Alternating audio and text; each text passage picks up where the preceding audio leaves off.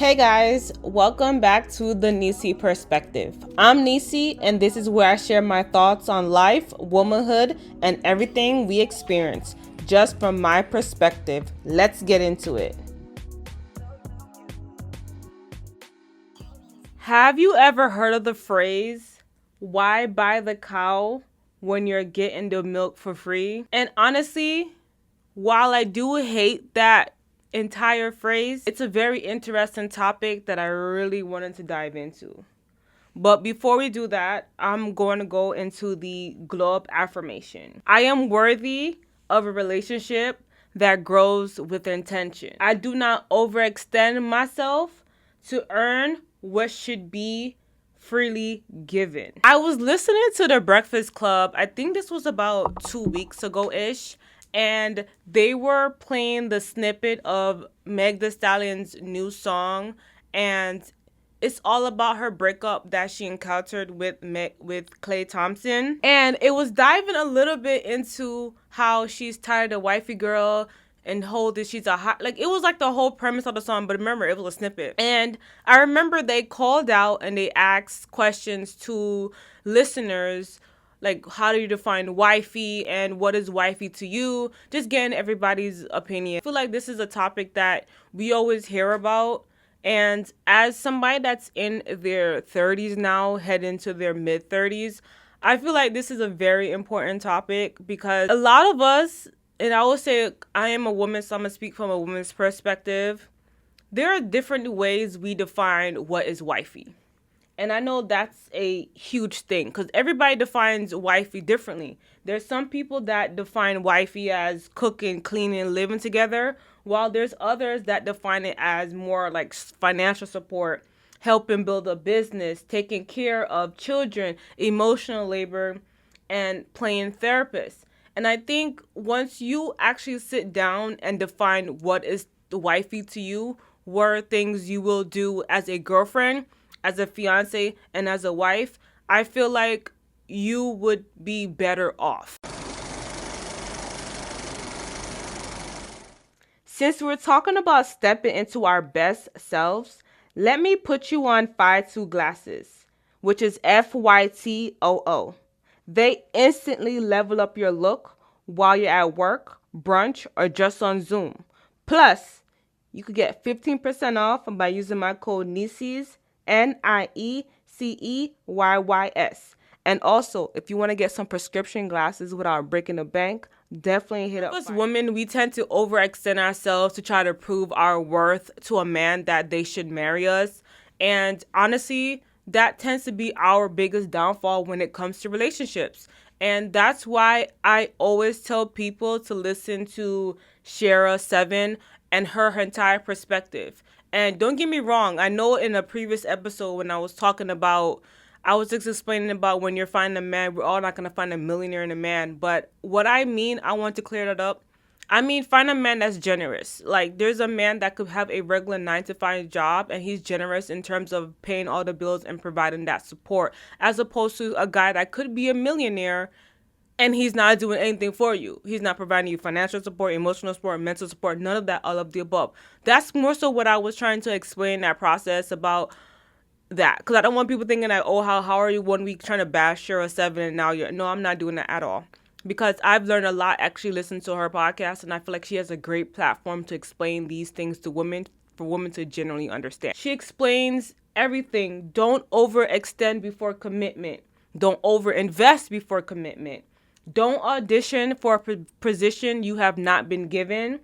Let people show you their intentions through actions, and value yourself and your time. And one of her most popular phrase is, don't give husband level benefits for boyfriend level commitment. And sprinkle, sprinkle. I feel like a lot of us women, we tend to do that. Because the way how I define wifey is when you're actual wife. When you go to that courthouse and you sign those papers, to my mind, you're a wife, and anything that you do, that would be considered wifey things. Don't get me wrong. Back when we were in middle school, high school, we thought it was cute saying, yeah, I'm wifey. You know what? Back in middle high school, we were young. That was just like a young thing. Like, you just be like how when you have your little boyfriend or your little girlfriend, like, yeah, that's wifey, I'm his wifey. Like, we used to say stuff like that. And honestly, I just feel like because we were younger, that's just like how we categorize our little relationship with our little, as teenagers. But now as an adult, especially when you're in your, I feel like after the age of 30, there are just certain things that you have to sit down and define yourself. What do you want in a relationship? What are you expecting out of a relationship? And what is your end goal? Because a lot of women, they say their end goal is never marriage. Okay, no judgment there.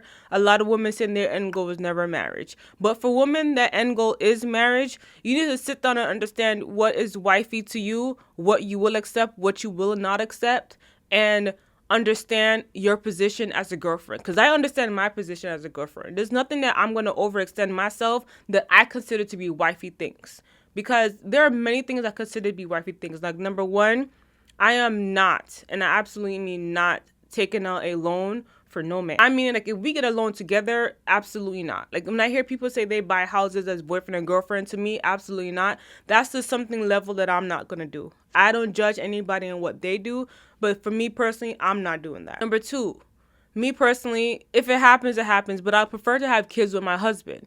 Hey, if I do not have kids before my husband and I probably have a kid out of marriage, you know what? It is that's life. Sometimes life happens, things happen, but my end goal is always to be married when I have kids. Number three, I'm not living together unless we're married. That's just my perspective. That's my goal. Everybody's to each his own. I don't judge anybody. Don't judge me.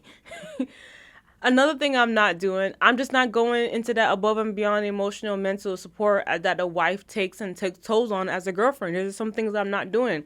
Don't get me wrong, there are discussions that we have, but there are just certain things that I just feel like should be at a wifey level or a wife level, and I'm at a girlfriend level. And that's completely understandable, because when you are a girlfriend, you are still learning things, you are still understanding things, you are observing things, you are thinking to yourself, will this partner be a great husband? Will this partner be a great father? If you decide you want to have kids. Those are things you sit down and you think about when you are a girlfriend. You think to yourself, how can you progress to be a wife? What are some things that you need to work on for yourself? I feel like that's the level, and that's what you have to define for yourself, what you think is wifey and what you think is not. Because I just feel like I see a lot of women doing girlfriend things, and I see a lot of women doing wife things, and they're a girlfriend, and then they get bit, and then they wonder what happened, what did they do wrong. Now, when Shera makes the point about women overextending, she defines it as maybe cooking, cleaning, paying the bills, acting like a wife, and supporting dreams of their partner, which is their boyfriend. And in the meantime, that person is not having no form of communication about a proposal, future plans, commitment. So those are things you have to think about as well, because why would you want to play a wife type of role when you see a man that's not even willing to make some form of commitment? Because if you see that man only making commitment for fantasy football or playing video games but never towards marriage, then what are you doing? Like, seriously, at this point, I feel like you are purposely wasting your own time. In my mind, this is the way I think. If I'm with somebody and they have no form of commitment of moving on or growing or anything, but they expect me to do everything, live together, pay most of the bills, pop out kids left, right, and center, put loans in their name, be there emotionally for them, support their dreams, all this, and I am not a wife, then what am I doing? Why am I playing house? We're not kids anymore. This is not no playing house nonsense. That's the way I think about it. As I got older and I become an adult, there's just some things that I see that I know that's crazy. Because let me tell you guys something that's crazy. I remember when back in I think I was like in my mid-20s or early 20s, and I remember I was dating this one guy. And we've been dating for literally almost a year. And I kept telling him, I said, why are you, why, when are we going to get to the level where we're going to be more exclusive and we're going to be boyfriend and girlfriend? This man sat and told me, and he basically said to me that he's still getting to know me and he doesn't know that yet. At this point now, you're wasting my time. And you know what I did? I left. Now, my mistake was being there for almost a year. But the reason why I was trying to be more genuine in that process was because, one, I was seeing him make an effort. Like, he lived in a little bit of a distance. He would always come up around my lunchtime to see how I'm doing. He would always take me out. It was just things like that I said to myself, okay, maybe we were talking on the phone a lot. It was just more so we were getting to that level. So I'm thinking in my head, maybe this is what's gonna progress and what's gonna move forward farther. But it wasn't until more and more when I started having conversation, I started asking the right questions, because keyword, you have to ask the right questions. Because one thing I noticed, especially when you're talking to men, you have to be very, very direct. Like, you have to explain it down to a T, because if you try to be so subtle in certain things, they're not gonna catch on to that. So you have to literally ask them out the blue. And then that's when he basically said that. And I said, okay, that is point out you're wasting my time. And there's no point in moving forward. And he was okay. He said, all right. But that's the way I see it. The way I see it is that if I'm with somebody and they want me to go above and beyond, and I don't see them making any form of commitment, any form of timeline, then what is the whole point? And I realize I see a lot of that happen with a lot of women. And it's like sometimes we get sucked into that, oh my God, I'm just trying out, or, this is my man, I want to make sure he's good at that. Because it's the same thing. I never forget. I had a previous coworker, and I will never forget, she told me how she used to get up in the morning, she used to cook this man breakfast, she used to iron his clothes, she used to do so much for this man. And I'm thinking, like, they engaged, I'm thinking marriage, like, I'm thinking at this point is the end goal. And she flat out said, no, that's my boyfriend. And I was like, I was like, why are you doing all that? And she was like, yeah, that's my man, I treat him right. And you know what? They broke up, nothing in sight. And I just feel like there are some things that, and I understand that some women, they feel like, you know what, you want to be able to treat your man. There's nothing wrong with treating your man. There's a difference between treating to an extent and then going above and beyond for somebody that's not doing the same. Because sometimes we get blindsided in that entire thing. We get very blindsided. I wanted another perspective on this topic, so I asked one of my best friends, Janelle. I feel like wife duties versus girlfriend duties, of course, is very different. But I think sometimes when you have a big heart, like me, for example, you tend to not stay in your role, I guess you could say. Like, I take things upon myself that really shouldn't have anything to do with me, like, to be honest. When I say that, I mean, like, basically saying you're just going above and beyond. Like, you really don't have to. You could just stay in, like, the girlfriend role, meaning, like, you're doing bare minimum or just, like, girlfriend stuff. So, let's say you know that, I don't know, your boyfriend's complaining about something, like, let's say his neck is always hurting him or something, and he doesn't make an appointment to go to the doctor. I mean, yeah, he's a grown person, a grown man. He should be able to do that. But maybe he needs, like, a little support in that, and you make the appointment with him or bring him or whatever. I feel like that's, like, wife duties. Or, like, girlfriend duties is, like, you get a bacon, egg, and cheese at the store, and you get one for him too. But, like, with a wife, you're thinking, oh my God, what is my husband gonna eat after work? Getting his food prepared, ironing his uniform. I don't know, I'm thinking about the old Caribbean style. But stuff like that, like, that's above and beyond. So I feel like it just varies. But sometimes when you're a really kind person, it's kind of hard for you to, like, limit it at a bare minimum or something.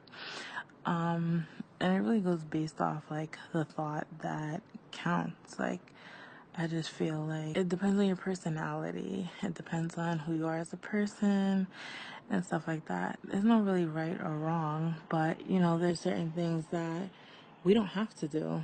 Like, we do it out of the kindness of our own heart. Like, there was an issue with the AC. My boyfriend and I don't live together, but I mean, I'm always here. And he gave the phone to me to speak to the representative because, like, I'm here all the time, or he just feels more comfortable with me because I have, like, a stronger approach with customer service. So I took over the phone call, like, stuff like that. Or, like, I don't know, he needs assistance with an application or something. Like, I could assist him with that. I mean, yeah, he could read, he could write, but that's just, me. I just, think about those things. Or if I know, oh, another good example, winter's coming up or whatever, and I see some winter boots, like work boots or whatever, I would get it for him. Why? Because, I see it. I know he mentioned he needed boots or whatever. And that's just, going above and beyond. And I think it's also like you have to look at your parents too. Like I learned a lot from my mom. Like I see how my mom is like with her own husband, and my mom, like, she would iron his uniform. She knows he has to go to work at night or whatever. She'll take out his food. She'll pack his lunch, that type of stuff. Some people may be like, I'm not doing all that. Like, they're a grown person. They could do that. But it's just, I don't know. It's just really how you are raised, and you see how, like, maybe your parents interact with each other, and you just do that. And sometimes people aren't really receptive towards that style either, because they could look at it like, I could do things for myself. Like, I don't need you to do things for me. But it's like, that's wife stuff. That's what I would consider like wife stuff. And I feel like it's okay to go above and beyond, but at the same time, it's like, I guess in my case, it's hard for me to do things like, I don't know, for less, I guess you could say. I don't know how to really describe it. I feel like I just always do like wife stuff. It could be a bad thing, but I think that's just how like I am. I mean, I'm even so nice that like, okay, like for example, my boyfriend does like physical work, so he's always like complaining about body aches, all that type of stuff. And when I usually see him on the weekends, I always like give him like a full body massage. I make it seem like we're really in a spa. I put on the massage music and all that type of stuff. So it's like, I don't have to do those things. And it could be like, people saying like, oh, why can't he do that for you? He does do it for me, but I just know it's different for him with physical work. So I just think that you have to do what's best for you. You have to know your partner, and that's it. Then I have to think about it. Sometimes the issue isn't really the task. It's not like the issue is cooking dinner. It's more of giving everything while receiving very little. So I sometimes that makes me think. I don't think it's more about if his wife thinks. It's more so is the effort that you are given, is that being reciprocated? Because it goes back to what I said. What's the whole point of going above and beyond for somebody that's not doing the same? At this point, he's thinking boyfriend, strict at one level, nothing. And you over here trying to be a whole wife. And he's looking at you like, I didn't ask you to do it. Because the worst thing you could have is for a guy to tell you, I didn't ask you to do all of that. Now it's like, now you're trying to get punched in the face. Because what you mean you didn't ask for all of that? Because I could imagine how some women, like, they're over here thinking that, like, you know what, this is like, they see a future with this man. Because don't get me, there are men out here that will give action and then later on tell you otherwise. Just exactly what Meg, like with Meg and Clay Thompson. This man Clay, what did he do? She cooked for Thanksgiving for his family. She's always cooking for his family. He named a boat after her. I think they got a house together. It was just more so what he was showing that made it feel like it was a commitment. And he wanted it to be further. And I can understand why she probably felt the same way by his actions and his response to things. Why she, in her mind, thought, you know what? This is going to move on. This is going to grow into a marriage. This is the person I'm probably going to spend the rest of my life with. Yeah, he may have his little temper tantrums, but this is the person that I envision with myself. And the whole time she had egg on her face because he wasn't even thinking that. For this man to literally say that he's not ready for that type of commitment is crazy to me. And there are people out here that love bomb. That is another thing. When it comes to you, try not to overextend, especially if you see somebody doing a little bit too much in the beginning, because love bombing is a real thing. And I think a lot of us women, we have to be very careful and very selective with the people we want in our corner, especially when it comes to men and dating men and who we want to be the father of our children, if you decide you want to have children, or if you want to be your husband or your lifelong partner. You have to think about those things. It's very important. And it hurts me, it does, that some women literally go break their back off or go above and beyond for a man that's not reciprocating no form of effort. But then on top of that, sometimes I have to blame the woman, because I'm like, do you have low self-esteem issue? Are you insecure with yourself? What makes you think like this is normal? Like, can you imagine you as a woman, as a girlfriend, you wake up every morning, cook this man breakfast, you press his clothes, you wash his clothes, you clean, you're paying 50-50 to your roommate. You probably have children by him, and you're taking care of the children, and he's not doing anything because in his mind, I didn't ask to do all that. I'm just a boyfriend. That's like a slap in the face. That's like literally somebody going pop, pop, pop, slap you in the side of the face. Sometimes us women, not all, but some of these women out here are birds. Because these men would literally play you in your face and you would sit down and you would take that. Why? Why are you giving wife benefits as a girlfriend? Why are you doing that? There's just certain things that, again, that's why you have to sit and define yourself. What do you think are wifey things and what do you think are actually just girlfriend type of things? Because, again, we all have our own definition and our thoughts on what they are. Now, I always think about commitment because there are many people that have been with their partner for years, no commitment, or people that have been with their partner for like less than 2 months commitment and that effect. So think of it like this. You have scenario A, where somebody's been together for 2 years. They talk about marriage. They're building together. They're making efforts, making plans. That's different as opposed to scenario B, where somebody, they've been together for 10 years. They don't have any conversation about marriage or commitment. They have no timeline, no movement. That's a whole different conversation because that doesn't make sense to have, hey, somebody in 2 years. Because one thing I have learned to do is when I was back out dating, I was very direct. I feel like it's very important to be direct. I'm very direct in that aspect because one, I don't want to have my time wasted. Number two, I don't want you thinking it's okay for you to waste my time. That's the way I think about it. And I feel like the couple in scenario A, they sat down, they've been together for 2 years, but they had those conversations about commitment. They had those conversations about growing. They had those conversations about making plans. They had those conversations about building.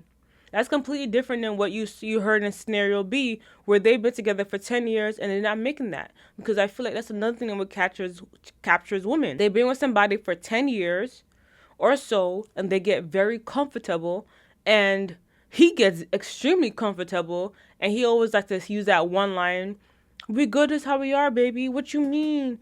What you talking about, baby? We good as how we like." You should not be having to be begging somebody for commitment, and I feel like that's what happens. A lot of women, they beg some of these men for commitment, and then when they get that commitment, aka marriage, is not what they expected, and he's not the husband because they didn't actually sit down and think, is this somebody that actually wants to be married to me or to be a husband or move on in this type of level? Because you could be with somebody for 10 years and they could be very stagnant. They could have no ambition, no effort, and you're seeing that. But it's because you already invested your time into it. You're saying to yourself, I'm leaving here with something. What did Denzel say? I'm leaving here with something. So you're thinking, okay, we're just going to get married and the things are going to be better. And then things are not better because nothing's changed. Besides maybe your last name in that effect, but nothing has changed. Nothing in his behavior, nothing in his action, his effort, nothing. And that's the problem. You also can't force somebody to marry you. So the way I see it is that if you are very direct in what you want and you're not doing certain things and that person expects you to go above and beyond to them just to be a girlfriend, you might as well tell him sit his ass down. He better sit his ass down. And this what goes on to the girlfriend trap, because a lot of women get stuck in this girlfriend trap. Some women become the caregiver, the maid, the therapist, the financial support, and the personal assistant while ignoring their own needs. And then this makes the woman feel like, hey, am I in a partnership or are you carrying a relationship? Again, are you building a partnership or are you carrying a relationship? Because that's different. A lot of the girlfriends be carrying on them heavy ass titles, and when stuff hit the fan, it's like egg on their face. How many stories have you heard where a lot of women that were, and I know people like to say, oh my God, you're talking about death and money. No, what I'm trying to say is, how many conversations have you heard about women, they were girlfriends, right? And they get with a man. And since they were not married, he unexpectedly passes away. And let's say that they bought a house together. Let's say they have kids together. Remember, she's a girlfriend. So the benefits that she thinks she has as a wife, she doesn't have those. When it comes to life insurance, that more than likely goes to the beneficiary, which would probably be the mother or the father in that aspect. When it comes to life insurance, maybe the children may be added onto the life insurance, how that works. I know that's a little bit touchy. I have my life insurance license, so that gets a little bit wonky with those type of scenarios. But when you sit down and think about that, that happens. Or in many cases, you hear about a lot of women that, hey, this is boyfriend and he's got into an accident. He's laying on the bed, and the doctor comes and asks you, or the nurse comes and asks you, and they're like, who are you? And you're saying, oh, I'm a girlfriend. And they're going to go right to the mother. You think you're going to have say. You're not going to have any say. And when I hear a lot of these like women say, yeah, but I'm the girlfriend. I meet him once. I'm the only one for him. And you guys have nothing to back up for that. Nothing besides egg in your face and being a bird. Nothing. When I hear I'm like, you have nothing. You are a bird. You get left with nothing. When the man dead and gone, you get left with nothing. Some of these girls out here are yamed for true, like them are yamed, because literally when I see this stuff on TikTok, when I see this stuff on Instagram, when I watch these movies, like even though they're just movies or dramas, you just see it. But it's like, yo, some of the women out here really been a yamed. And you're saying to yourself, that's why I always go and ask, do you have low self-esteem? Are you insecure? Because what is the reasoning behind this? What is the reasoning behind that? Like, I literally sit down and I literally sit down and I question it. And I say to myself, and I'm saying to myself, is it me? Am I the one that's overthinking it? Am I the one that's overdoing it? Am I probably thinking about this a little bit more than I need to? Like, I sometimes think about that, because what would make you sit down and try to go above and beyond for somebody that doesn't want to do that to you? Why would you do that? Why would you want to be in a partnership, well, supposedly a partnership, where you just have to carry the relationship on your back like that? The meme of the woman going upstairs every new year instead of being next and side by side to your man, like Brock and Michelle are always together side by side. That's a partnership. It's not he's way at the back and you over here carrying every load on your head. Why are you doing that to yourself? Why? And then I had to find more so the psychology reasoning behind this. And you know your girl did, because one thing about me, I'm gonna dig deeper into this. So there's a concept called sunk cost fallacy, and it's people stay investing because they already invested so much. Not because they're happy, but the mindset becomes, I've already spent 8 years with this person, instead of, is this relationship moving forward in the direction that I want? So remember what I was saying previously, how the scenario between being with somebody for 10 years? Yes, so literally there are instances where people say, I invested so much time and effort into this person, they don't want to start all over. But I'm letting you know now, there's nothing wrong with starting all over. If you have given yourself so much for a man in terms of being a girlfriend and your girlfriend duties, and he does not want to marry you, that's just something he does not want to do. And sometimes us as women, we have to come to terms and be okay with it and move on. Because my motto is, what one man will not do, the next man will. And if that man will not, the next one will. That's the motto in my head, and that's the motto my mother always told me. If he's not holding his weight, the next man will. If he's not professing his love, the next man will. Because how many stories have you heard of women that they are with this guy for 1,000 years, they've been boyfriend and girlfriend, moving together, everything, and then all of a sudden they break up and he's with somebody, they've been together for a year, and they're married, engaged. And then you're looking like, that's messed up. That should have been me. No, it should not, because you should have left when you had the chance to. This reminds me of when I was at a previous job. And there was this one coworker, I would say. She was with this guy for over 5 years. This guy told her straight up that he did not want to get married. And you know what she did? She stayed for those 5 years and wasted her damn time. Then got upset because he didn't want to get married and she wanted marriage. What in your right possible mind made you think you were going to change that man's mind? The only person that could change a man's mind is that man. So while you are breaking your back off, going above and beyond, moving in together, probably having bills in each other's names, out here taking out loans with each other's all willy-nilly, doing all these stuff all willy-nilly, just for somebody to tell you they never want to get married and they told you. You know how much egg on your face that has to be? And when she told me that, don't get me wrong, I felt so bad for her, but then I said no. Because one thing I've always heard is when a man says something the first time, you always believe it.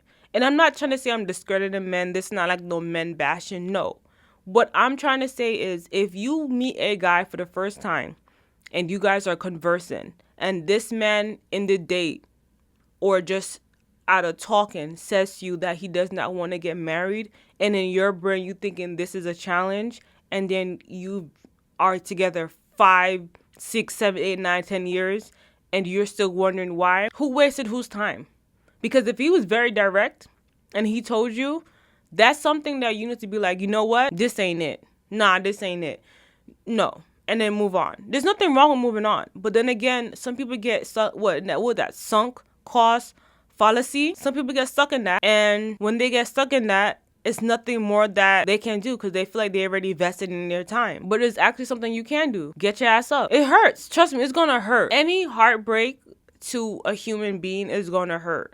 But it's better you go through that heartbreak, you move on and count your loss, instead of staying there for years, being extremely unhappy, and then leave when it's literally too late.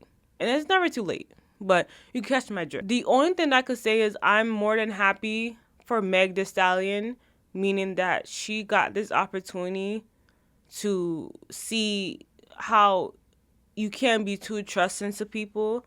And especially considering the fact that I know she lost her mother and her father and she was looking for that love. And this man opened his arms up and had her at probably family gatherings. She's cooking for them, doing all of this stuff. And he knew he didn't want that. That's what I feel bad for her with. I just pray for her to get the healing. I pray that the next man I get into her life is a great man. I mean, a great man. And does not do her like that man Clay did.